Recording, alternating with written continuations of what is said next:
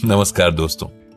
Discipline का अगर हम डिक्शनरी में मीनिंग देखेंगे तो वो कहता है discipline refers to rule following behaviour.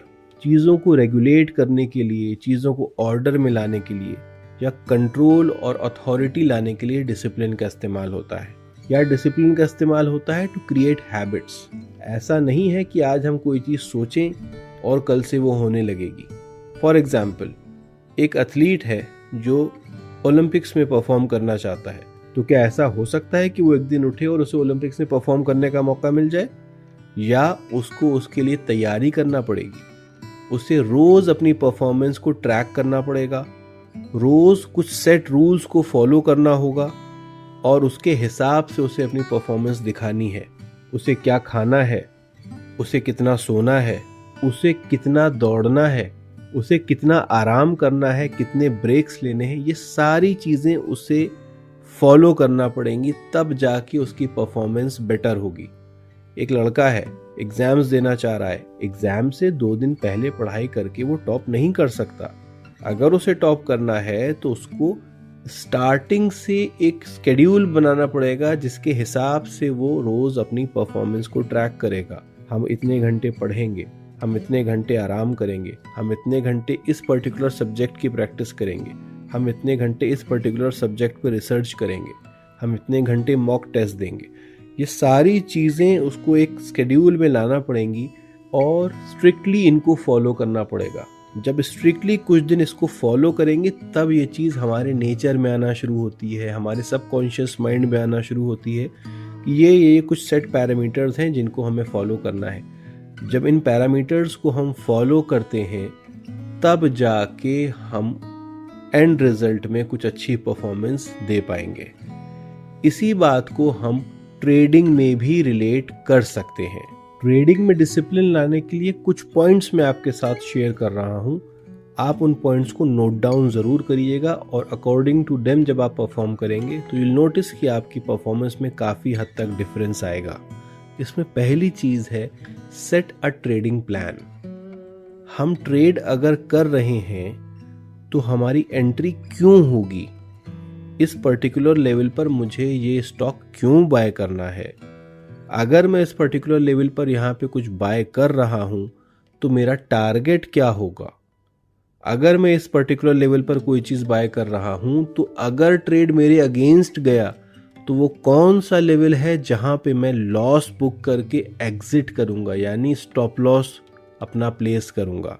मैं कितना रिस्क लूँगा इस पर्टिकुलर ट्रेड में। अगर ट्रेड एग्जीक्यूट कर रहा हूँ तो मेरा ट्रेड टारगेट क्या होगा। ये सारी चीज़ें हमें पहले से पता होना चाहिए। अगर हमें ये चीज़ पहले से नहीं पता है और हम रैंडमली ट्रेड एग्जीक्यूट कर रहे हैं और उसके बाद सोच रहे हैं कि टारगेट कहाँ पे प्लेस करें, स्टॉप लॉस कहाँ पे प्लेस करें, रिस्क कितना लें, प्रॉफिट कितना लें, it's not going to improve our performance. In fact performance और डिग्रेड हो जाएगी। तो ट्रेड लेने से पहले आपके पास एक ट्रेडिंग प्लान होगा जिसके हिसाब से आप अपने ट्रेड्स की एंट्री और एग्जिट को डिफाइन करेंगे। प्रॉफिट होगा, एग्जिट कहाँ होगी, लॉस होगा तो एग्जिट कहाँ होगी। ये सारी चीज़ें अगर आप करना शुरू करेंगे तो आप एक स्ट्रक्चर्ड ट्रेडिंग के पैरामीटर्स में आने लगेंगे। दूसरी चीज़ है मॉनिटरिंग योर इमोशंस। अक्सर हम मार्केट के मूव्स को देख के इमोशनल हो जाते हैं, इमोशनली रिएक्ट करने लगते हैं। आपको ये देखना है कि अगर कोई ट्रेड आपसे मिस हो रहा है तो आप कैसे रिएक्ट करते हैं। अगर किसी ट्रेड में आपको प्रॉफिट हो रहा है तो आप कैसे रिएक्ट करते हैं। अगर किसी ट्रेड में आपको लॉस हो रहा है तो आप कैसे रिएक्ट करते हैं। या अगर ट्रेड आपने एग्जीक्यूट किया है और अभी कहीं कुछ भी नहीं हो रहा है, ट्रेड अपनी जगह पे है, उस टाइम आप कैसे रिएक्ट करते हैं। अपने इमोशंस को मॉनिटर करिए। देखिए कहीं ऐसा तो नहीं है कि ट्रेड एग्जीक्यूट करने के बाद आपकी हार्ट बीट चेंज हो जाती है। अगर ऐसा हो रहा है दैट मीन्स जो पोजीशन साइज आपने यूज़ करी है इस पर्टिकुलर ट्रेड में वो आपके माइंडसेट के हिसाब से ठीक नहीं है, तो ये डिसिप्लिन के खिलाफ बात हो रही है। डिसिप्लिन के साथ अगर आपको जाना है तो आपको पोजीशन उतनी बड़ी रखनी है जो जब एग्जीक्यूट हो तो आपकी हार्ट बीट चेंज नहीं होना चाहिए। इसी के साथ बीच बीच में आपको कभी कभी ब्रेक्स भी लेना चाहिए। अगर आप फुल टाइम ट्रेडिंग करना चाह रहे हैं या आप डे ट्रेडर हैं, इसका मतलब ये नहीं है कि आप रोज ट्रेड करेंगे। इसका मतलब ये नहीं है कि आप सुबह 9 o'clock से 3:30 तक ट्रेडिंग करेंगे। आपको बीच बीच में ब्रेक्स भी लेना है। रैंडमली ब्रेक्स लिया करिए। रैंडम ब्रेक्स की बात क्यों कर रहा हूं? Apart from Saturday and Sunday जो कि मार्केट बंद होता है, मंडे टू फ्राइडे बीच में महीने में एक आध बार ब्रेक जरूर लिया करिए कि हम रैंडमली आज ट्रेडिंग नहीं करेंगे। ये मैं इसलिए कह रहा हूं ताकि आप ये चीज चेक कर पाए कि कहीं आपको एडिक्शन तो नहीं हो रहा है। कई बार हमें पता नहीं होता और हम ट्रेडिंग से एडिक्ट हो जाते हैं, और जब एडिक्ट हो जाते हैं तो फिर ट्रेडिंग हम इसलिए नहीं कर रहे हैं कि कोई अच्छा ट्रेड मिल रहा है।